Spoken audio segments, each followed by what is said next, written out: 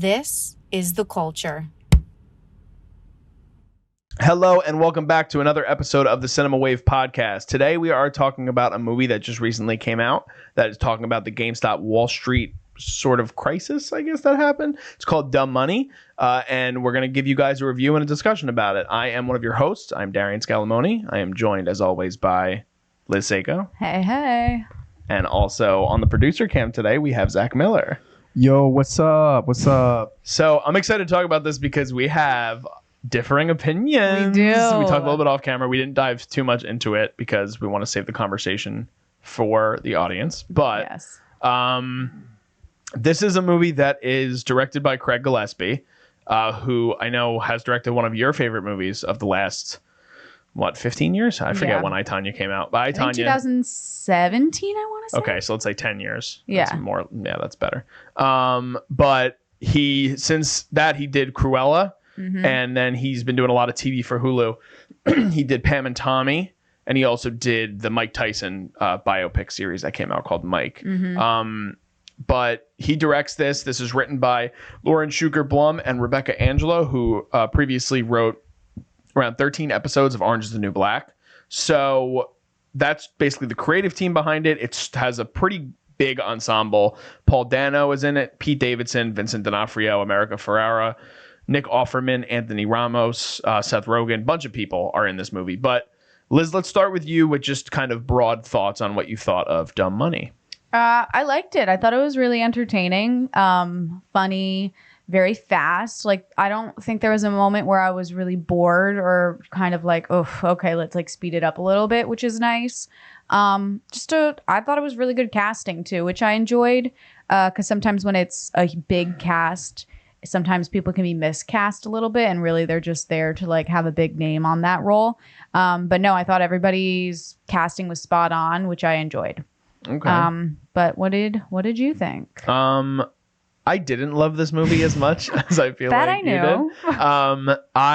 Not that I was like completely let down. It's not like I was expecting this to be I wasn't expecting this to be an Oscar type movie, which I think when it was first announced and the kind of reputation that Gillespie has for getting like Margot an Oscar nom with his direction and I, Tonya, I think that the story could lend itself to something, and it's being compared a lot to, obviously, for obvious reasons, for The Big Short, which we'll get into that because I think that's a whole different conversation. But all in all, I wasn't bored either. I thought that the script had a lot of problems, and I think that the actors had to do a lot to try to hold up the story because I thought the script was so weak. And I know we talked recently about, again, how the script is such an important aspect of a film. So if the script doesn't feel sort of tight to me, I feel like there's a lot of room for things to go wrong. And that's kind of how it felt to me. It felt a little chaotic at times, and I didn't love the choices in terms of structure. But that's kind of just a broad term. Zach, what did you think?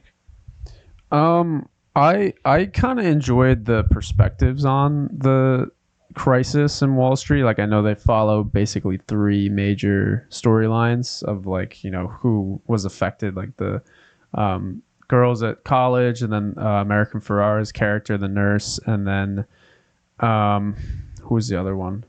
I think The GameStop worker. Yes. Anthony Ramos. Yeah. Mm-hmm. So I kind of thought that was like what they made the narrative like unique part of it, as they gave three characters that like, and then these are real people too, that they gave them their storylines in the middle of a big Wall Street scheme that was involved with GameStop. So I did like that because it was a little better than just having Paul Dano's character and the entire trial. If it was like a trial movie, like a courtroom drama, it would have bored me, I think. But I did enjoy the fact that there were multiple people involved. So I that's what I took away from it.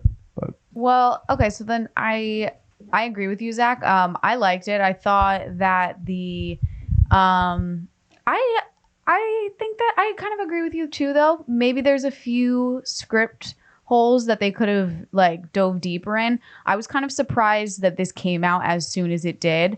I think that maybe if they gave it another year or two after when the actual events happened, maybe they could have beefed up some of the side character stories a little bit more. Because kind of like the characters that you were just talking about, Zach, I think they left them a little bit shallow. It was kind of just like, okay, these are very middle class people that just kind of want to make some money.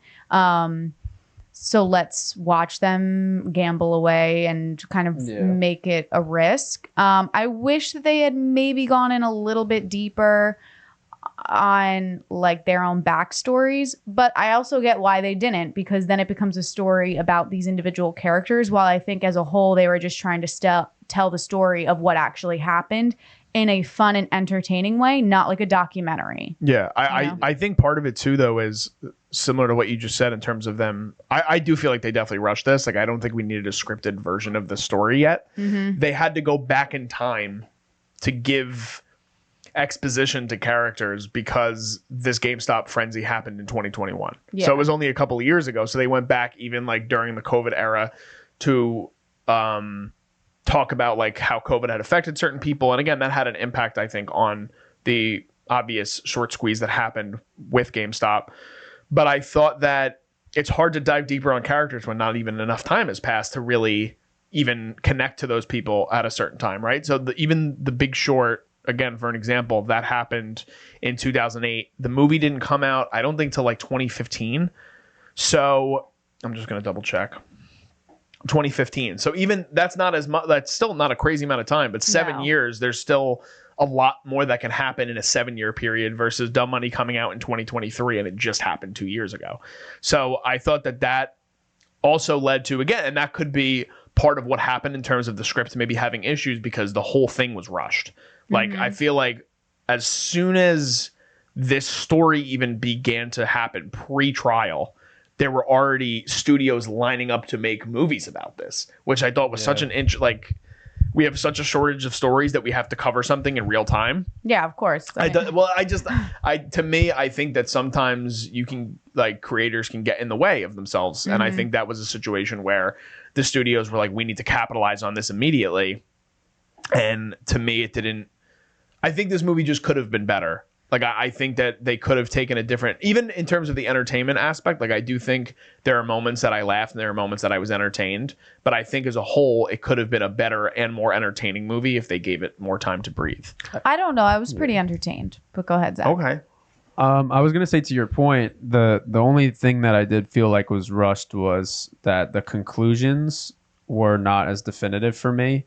Like, I know that there was some real footage of the trial, like the actual people having their stuff shown during the trial, and I assume that was during some COVID time too, and there was the senators interviewing them.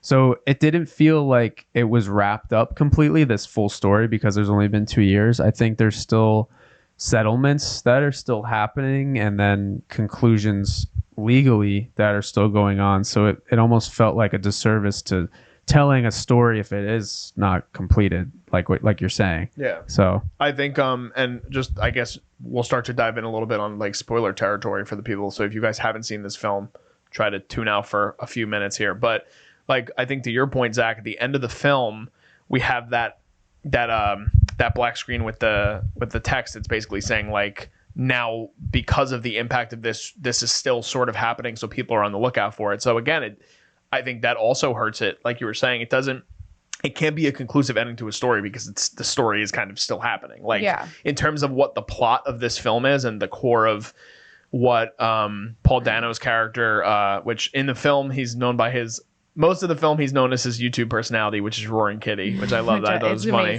Keith Gill is the name of the actual guy who went through all of this. But I thought that, again, like, yeah, maybe that's part of why I didn't feel a strong attraction, or like, I didn't feel like I cared about the characters at the end. Like, really? Maybe with the exception of Paul Dano. And I think maybe, again, I think that's more of the performance. I thought. You didn't feel bad for like America Ferrera's character at all? No, not really. What? I mean, I felt bad for her. Yeah. But not of course. like, no, I felt bad for her, but not not the college girls, because they had chances to cash out, and it was her friends were really telling her like they were like, this is more money than you've had. Yeah. So What? just Yeah. cash Well, that's out. the thing. Like, I think it's hard to say you don't feel bad because, of course, when people are playing around with money, that's a real situation, and these are based on real people and real events. But at the same time, too, like kind of similar to what Zach was, like she also could have cashed out. I know. Like at any point, all of these people could have cashed out, and I understand the movement and what they were going for because that's the story, right? That's part of the themes. Yes. Yeah. But yeah, it's hard for me to feel bad for any of these characters. Again, like yeah. I hate going back to the comparison of The Big Short, but there are two films that were made recently that are about Wall Street, the stock market, and the impact that that Wall Street has on America in general, right? I think that's a fair thing to say. Yeah. With The Big Short, people were getting fucked out of their whole entire lives, not by their own accord. This film, so many people bought into Roaring Kitty because they were going against the capitalistic society, which I would probably agree with. I wasn't one of the people that went in on this a couple of years ago, but I know people that were, and people that made money from this.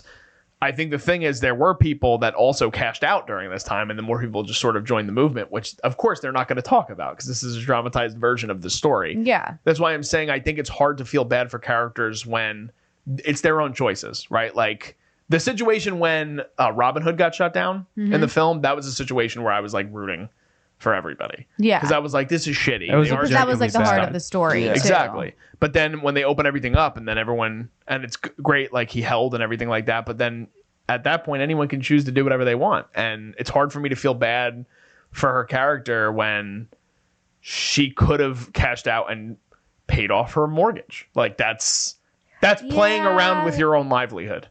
But I think also like I think they do a really nice job in this of like I know a lot of people are comparing this to The Big Short, but I think it's two different tones. Yeah. I think a lot of people like audience members were trying to hype this up to be an quote unquote like Oscar runner, but once I saw it, I realized that I don't think they were going for this to be an I would Oscar agree with movie that. at all because literally their opening song is WAP. Yes. Like that's the opening soundtrack is when people are introducing their characters. So I don't think that the producers and director and writer were actually hitting for this to be an Oscar. I think that they were like, okay, let's kind of lead into the absurdity of this story. Because if you think about it, this story is crazy. And that's what I liked is that they leaned into the craziness of all of this blowing up over like TikTok and how relevant that was and how all of this crumbled because people were stuck at home during the pandemic and they had a lot more money because of the money that we were getting from the stipends. And so what happened? All these people just started putting money into things that necessarily they didn't really know about. They just saw some guy on the internet who was wearing kitty shirts and who was kind of nerdy and like quirky, but he sounded like he knew what he was doing. And I think the whole thing is that he was showing of like his side. He was actually putting out on the internet what his money was doing for the world to see. And I think people trusted him, which led to this.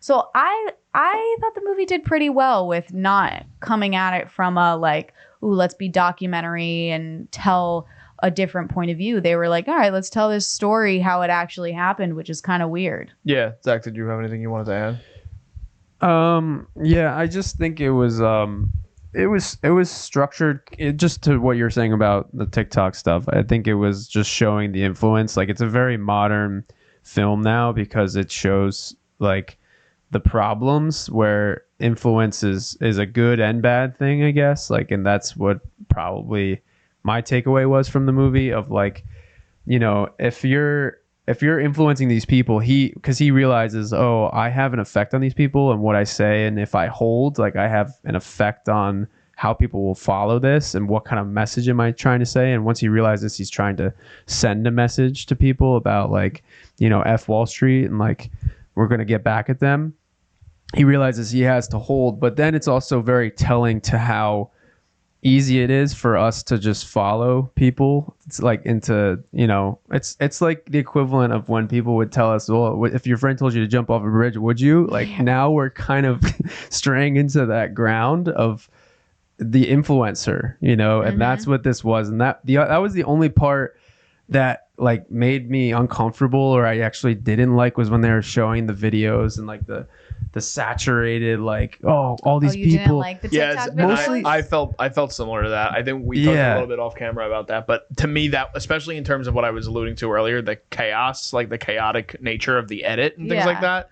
That was something to me that narrative structure didn't work for me. I was Really? rather, but I do understand that it probably fits the tone of what they were going for, and that's why I think maybe the movie just wasn't for me. Like it wasn't what I wanted to see from this story, and I think part of it also comes into the fact that I just don't know if the story needed to be told in this way already. I think that maybe I would have felt better about it if it like it's weird. It feels like a snapshot in time that we're already living in. So It felt like so close to home, I guess, of just Maybe. how I don't even think it was necessarily bad because I was telling DJ too, I think it was actually super essential to the story that they had TikTok influencers. Well, yeah, and because everybody they have to discussing it. show like Yeah. how this became such a phenomenon. Right. like, So on the it was internet. important. I thought it was essential that they show it in some way. Maybe it was just the way that they did it with the editing and the screen was literally full of TikTok videos at some point. So maybe that was just like I see that too much already. So it felt like less of an escape when I watched this movie and but then it's also I don't even think it's like about I don't know. I'm kind of losing my train of thought. I just think like obviously it's not an escaping story like because it's a very relevant story and it's a true story. So Yeah, like I feel like they weren't trying to come at it from a different point of view. I think they were like, okay, let's tell this and make it a little bit entertaining, just like how it was when it was blowing up on the internet of like all this was happening. I also I thought that they did very well with making you as an audience member feel that kind of like nervousness of when you're about to put in money to something. Did you guys feel that at all or not I felt really? that a little bit. I felt it a Yeah. little bit, yeah. But then at the same, like I don't know. I don't know enough about, and that's another fault of the movie. Maybe I still don't feel like I knew enough about the situation and what Robin Hood even was to fully understand what was happening because that's a very small part of the story that I feel like you don't even get enough of. Like Sebastian Stan's character's role in all of this because that's the platform that was built that most of this buying and selling of the stock was happening on. Yeah. And it's based on something that is not formulaic or normal to the system of buying and selling stocks. So like one of the things that I appreciated in terms of like the structure, and that's I feel like they tried to explain and enhance the story by doing some of the social media sort of playoffs. And to me, it's like I didn't learn anything from that. It was just like it felt forced to me. Like it felt like it was just again trying to be a part of this modern day era. Which again, if that's what they're going for, I guess they achieved it. Like, do you wish that they would have broken it down more of like what actually like?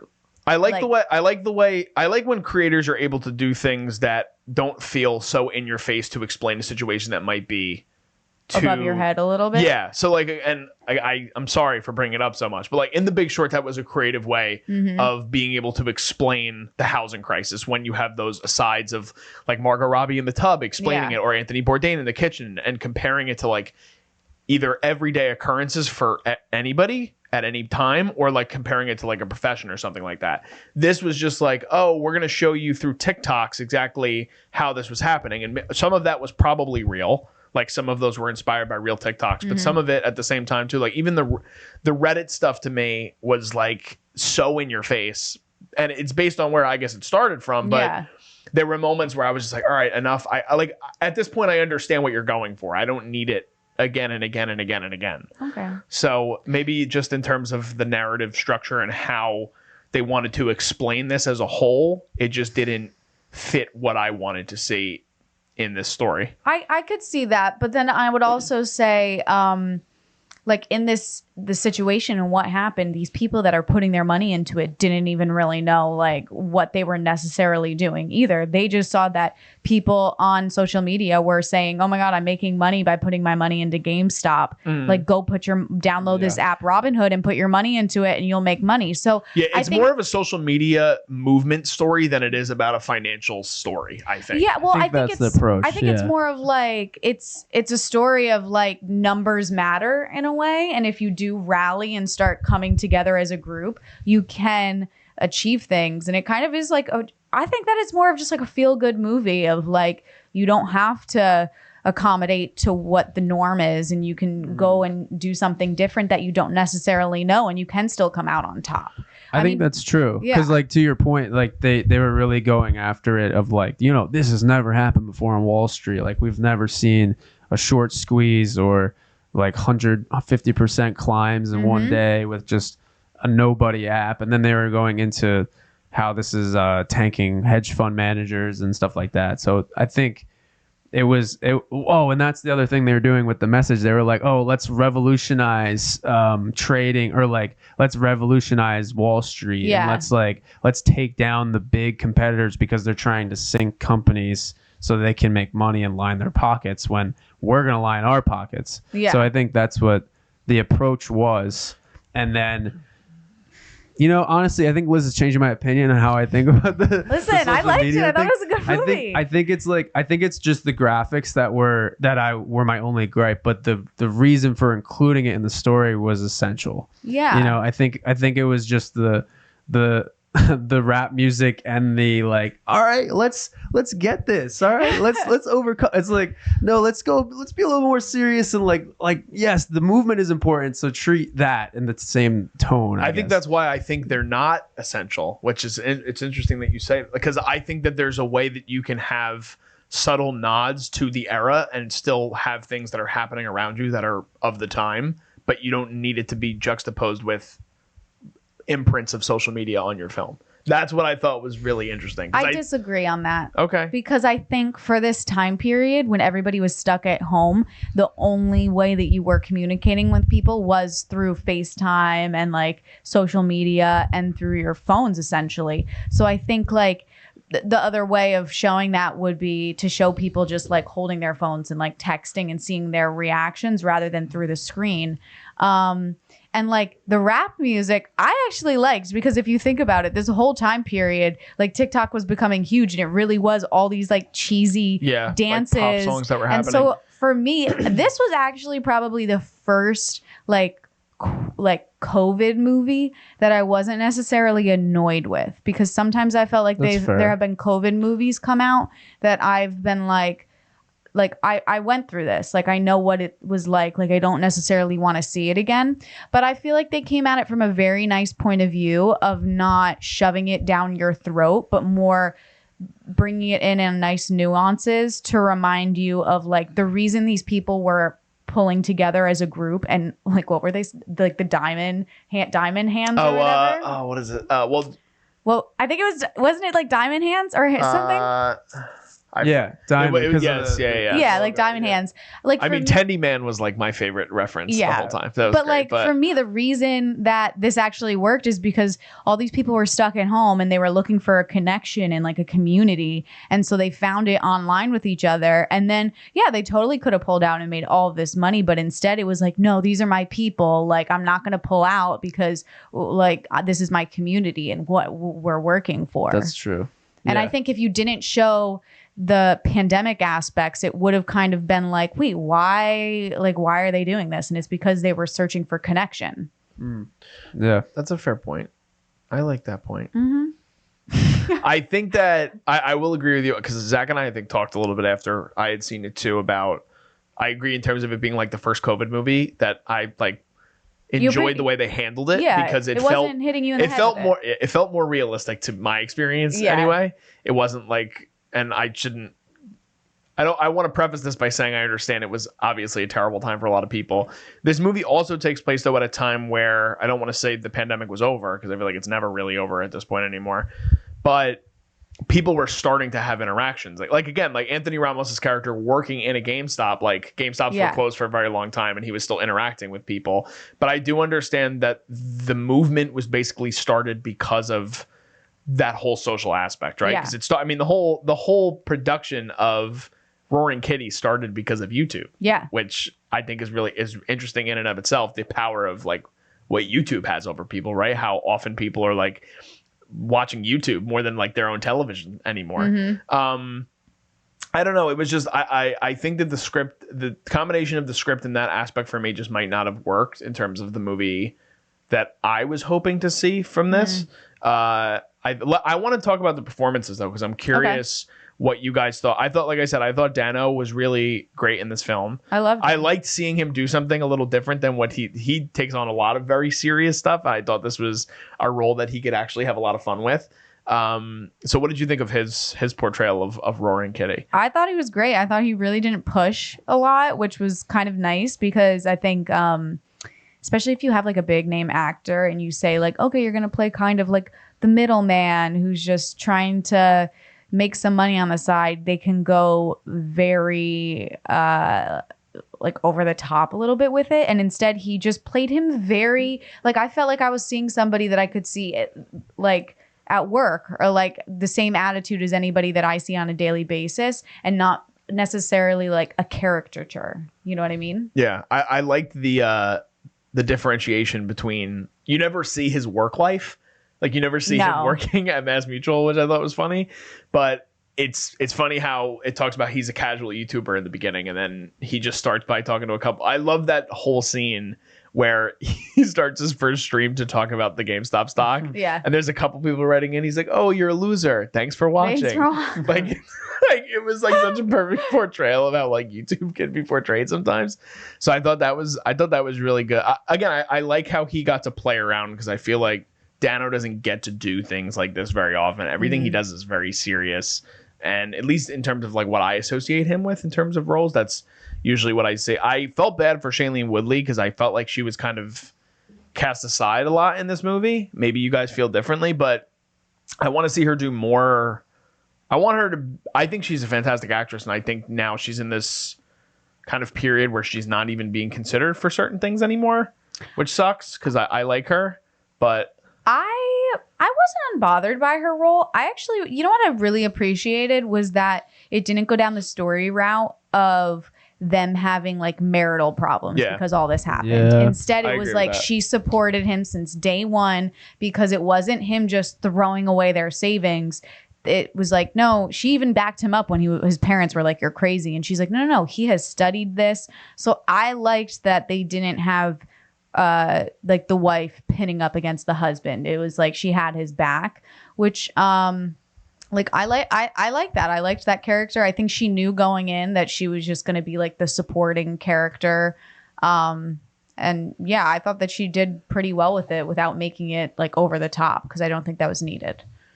Zach, did you have anything about the performances of at least Shailene and Dano? I think Shailene did the most with what her character was given in the script. Like her role to me just wasn't as big. Like her character's role in this whole story was obviously not that big compared to the rest of the hedge fund managers and Paul Dano.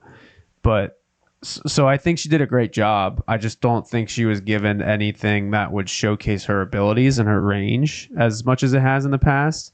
Not to say that she was bad in this. I don't think she was bad at all. No, I don't think so either. Yeah, I think I just wanted to see more from her. Yeah, I don't know though, because I think she had like the same screen time as like some of the other side characters. Like she had more than Pete Davidson, I think. Way more than Pete. I mean, Pete Davidson though, his character was his like character meant was there to for be comic relief. Yeah. But it's not. Yeah. That's the other thing too. It's hard. Is it really technically comic relief if most of the movie is comedic? By the way, I'm not a Pete Davidson fan. I know. I want to know. Did you like him? I loved him in this movie. Okay. But I thought that again, the whole part of him is to act like a low life scumbag, and like for the lack of a better term, but like that's really what he was playing. And I thought that I'm curious how much of his stuff was scripted, because I feel like a lot of his stuff might have been improv, and I actually appreciated like his humor in this movie.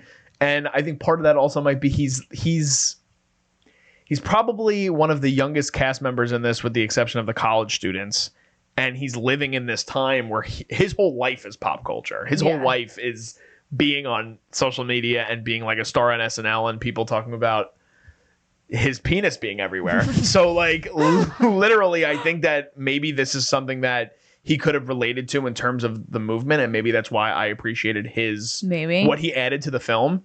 I did like the two college students, Mahala Harold and Talia Ryder. I really like them too. I thought they were good. Mahala, I liked their story. Mahala Harold, I haven't seen her I don't know. I thought I saw something with her recently, but she's one of the leads on Industry Oh, okay. on HBO, and she's getting like a lot of attention recently, and she's getting a lot of roles. So, she was on Black Mirror. She was on the new season of Black Mirror.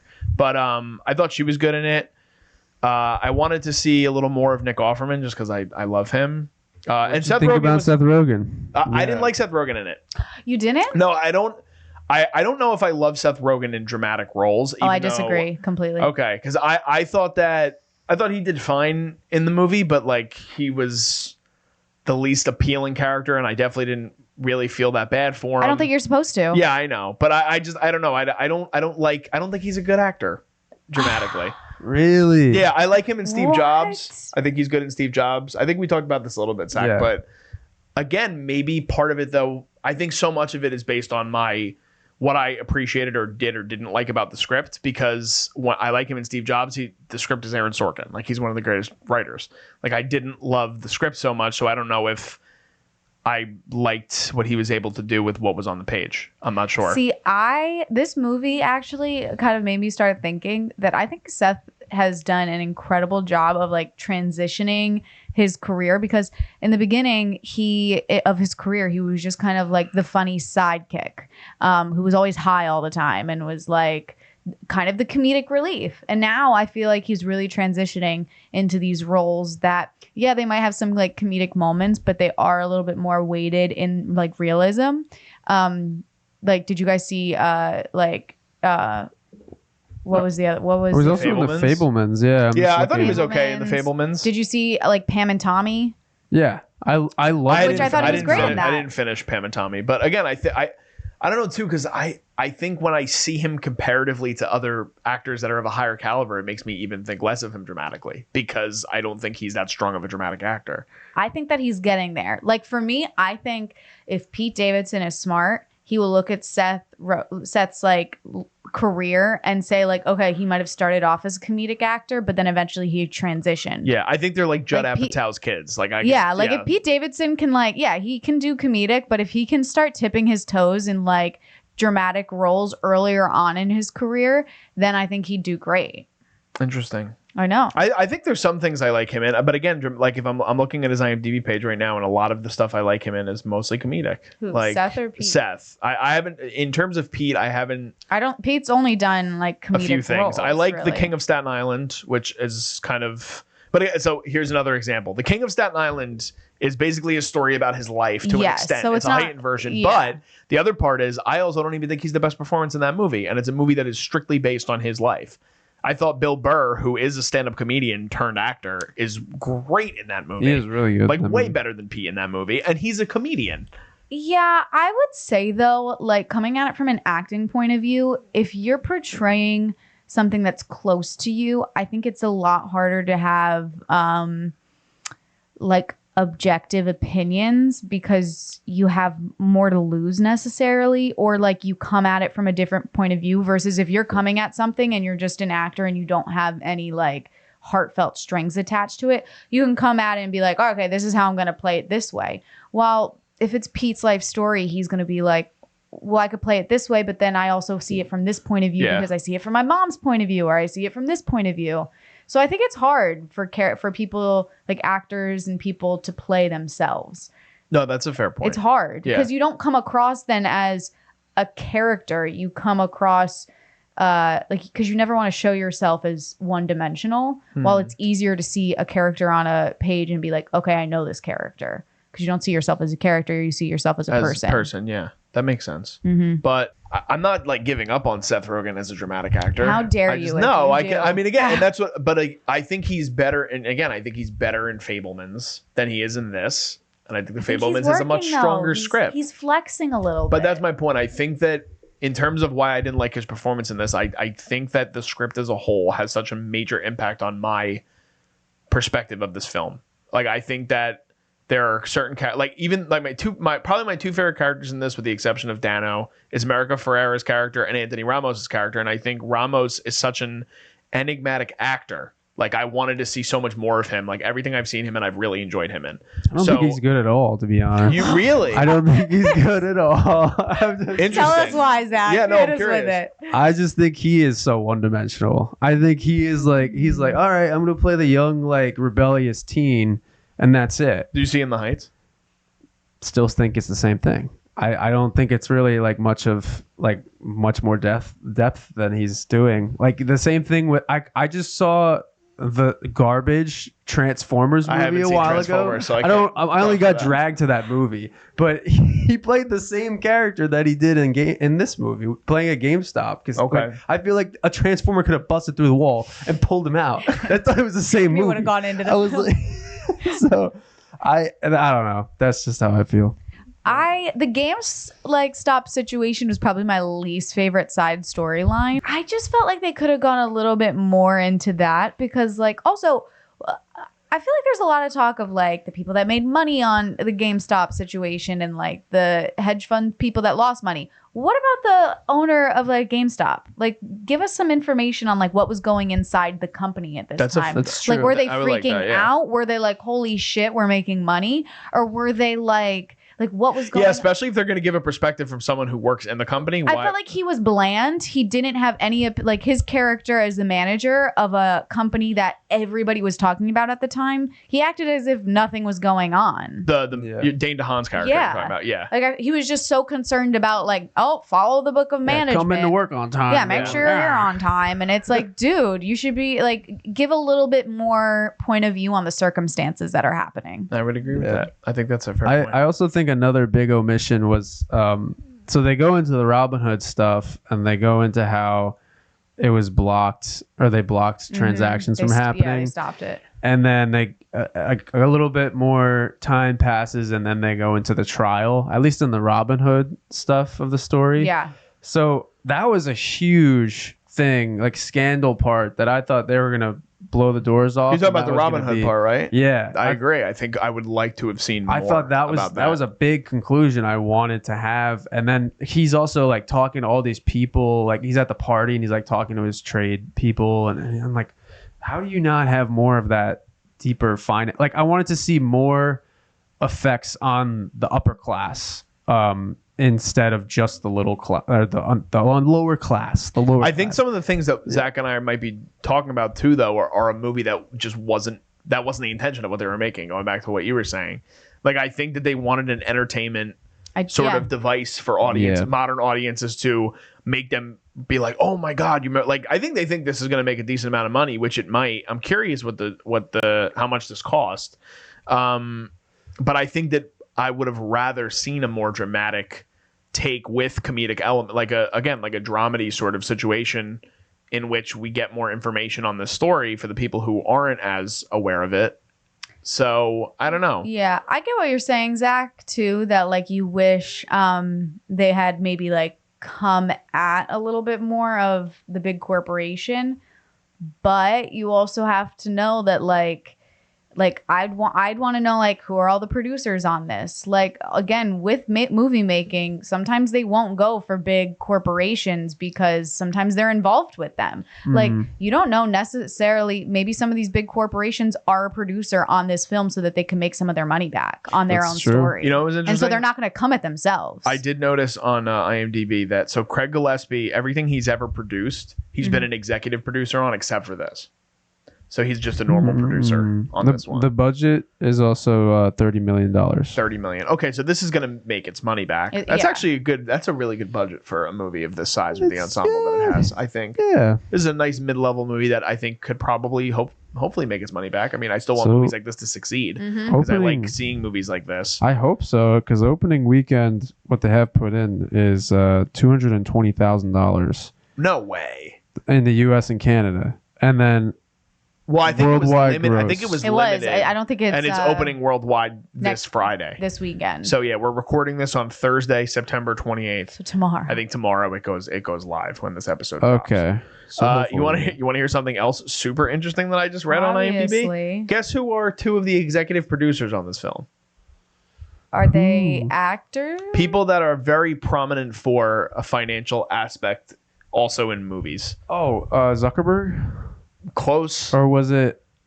Who? Someone produced something. So the Winklevoss twins Oh yes, Are I ex- see that. are I saw that. executive You're right. producers on this film. I mean, so that's why they're not gonna like take hard hitting swings at like the corporations and the hedge funds. They're just telling the story point. in a funny way and trying to make people feel good about people like us taking power back If Power to anything, as much players. as we can. Yeah. Like, if anything, yeah. I feel like it also is throwing Seth Rogen's character Gabe, and then like completely threw him under the bus of like, this guy was an idiot, like stupid, like whoever. agree. If they had an idea to completely like wreck this guy's reputation in a movie, they basically did Yeah. that. So I don't know. I want to give flowers to America Ferrera too, because I feel like we haven't seen her in anything. Like she was on that sitcom for a really long time, Superstore. Wasn't she in Barbie? yeah. Well, that's what. No, I'm saying like she's having a great year. So I thought she was. Oh, I thought she yeah. was good. I thought she was good in this film, and she's great in Barbie. Wasn't she? No, she had that. What was that show in like early 2000s that she was? Ugly Betty? Yeah. But I'm yeah, saying yeah, like yeah. we haven't seen her. Like I think she's showing that she can have dramatic chops, and she's working with like pretty big directors. Greta Gerwig and Craig Gillespie's been somebody that's been doing some really interesting creative things recently. So I don't know if she'll ever be anything better though than the Sisterhood of the Traveling Pants. Well, obviously, Just saying. Oh, I mean, I can't say that I've seen the Sisterhood of the Traveling Pants. get on it. and you man. have a film podcast. I know. It's a shame. I'm sorry, everybody. I'm so sorry for everyone who's big Sisterhood of the Traveling Pants fans here. big pants fan. All right. Do we want to wrap up this conversation? What do we overall? I want to know.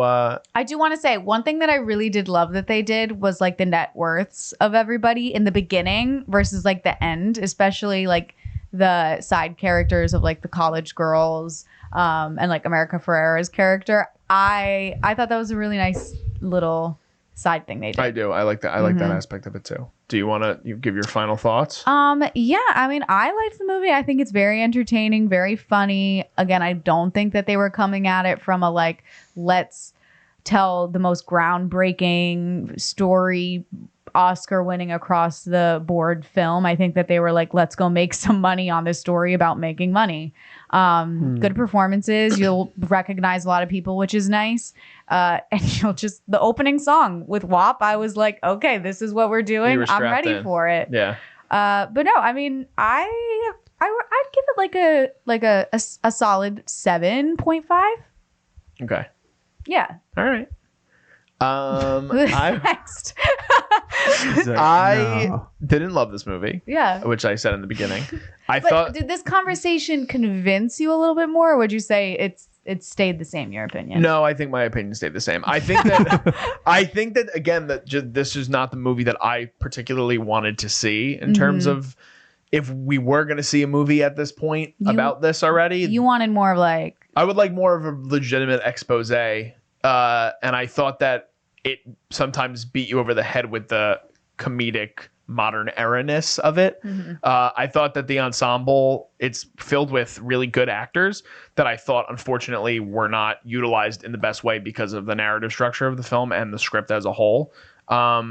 It's the first feature film of the duo of Blum and Angelo. So I'm curious if that also might have played into it. And again, I think that it was a story that was probably rushed by the studio. So that I think definitely hurt it. It's not a movie that like if it was on, I would like I didn't think it was horrible, but I thought it was a very middle of the road film. I'd probably give it around a 6.